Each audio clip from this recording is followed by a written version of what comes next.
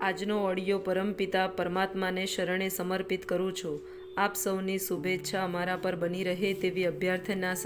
જય શ્રીમદ નારાયણ. શ્રીમદ ભગવદ્ ગીતા અધ્યાય 9 પરમ ગૃહ્ય જ્ઞાન શ્લોક 29.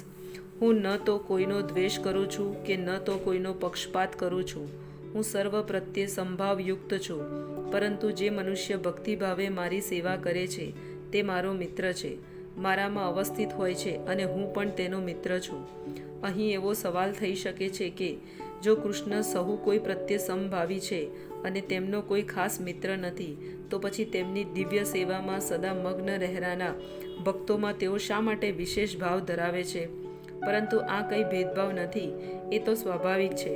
આ ભૌતિક જગતમાં કોઈ મનુષ્ય અત્યંત પરોપકારી હોઈ શકે તોય તે પોતાના સંતાનો પ્રતિ વિશેષ ભાવ ધરાવતો હોય છે.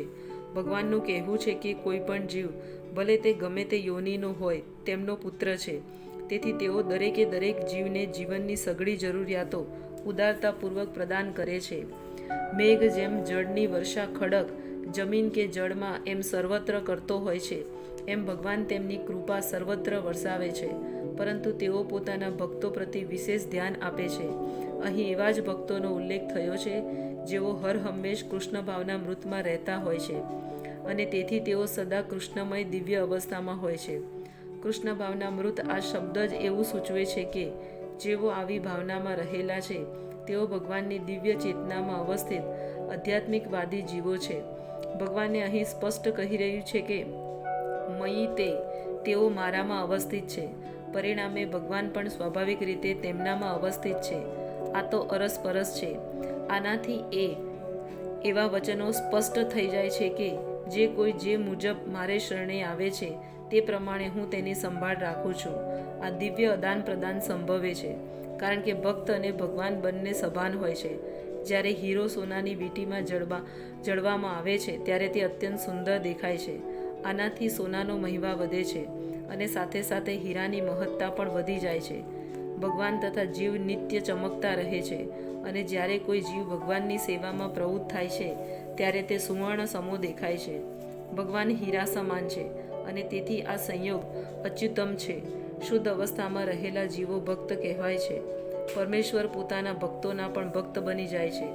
જો ભક્ત તથા ભગવાન વચ્ચે અરસપરસ આદાન પ્રદાન ન હોય તો સગુણ સાકારવાદી તત્વજ્ઞાન જ ન રહે. માયાવાદી દર્શનમાં પરમેશ્વર તથા જીવ વચ્ચે આવો આદાન પ્રદાન ભાવ રહેતો નથી, પરંતુ સગુણવાદી દર્શનમાં આવો ભાવ હોય છે. ઘણીવાર એવું દ્રષ્ટાંત આપવામાં આવે છે કે ભગવાન કલ્પ વૃક્ષ જેવા છે અને એવા મનુષ્ય વૃક્ષ પાસેથી જે કંઈ માંગે છે ભગવાન તેની પૂર્તિ કરે છે. પરંતુ અહીં જે સ્પષ્ટતા કરવામાં આવી છે તે વધુ ઉપયુક્ત જણાય છે. અહીં ભગવાનને ભક્તના પક્ષપાતી તરીકે વર્ણવ્યા છે. આ તો ભક્ત પ્રત્યે ભગવાનની વિશેષ કૃપાનું પ્રગટીકરણ છે. ભગવાનના આદાન પ્રદાન ભાવને કર્મના નિયમો હેઠળ માનવો ન જોઈએ. આ તો એવી દિવ્ય અવસ્થામાં થતું હોય છે કે જેમાં ભગવાન તથા તેમના ભક્તો કાર્ય કરે છે. ભગવાનની ભક્તિમય સેવા એ આ ભૌતિક જગતનું કાર્ય નથી. તે તો એવા આધ્યાત્મિક જગતનો ભાગ છે કે જ્યાં શાશ્વતતા, આનંદ તથા જ્ઞાનનું પ્રાધાન્ય રહે છે. જય શ્રીમદ નારાયણ.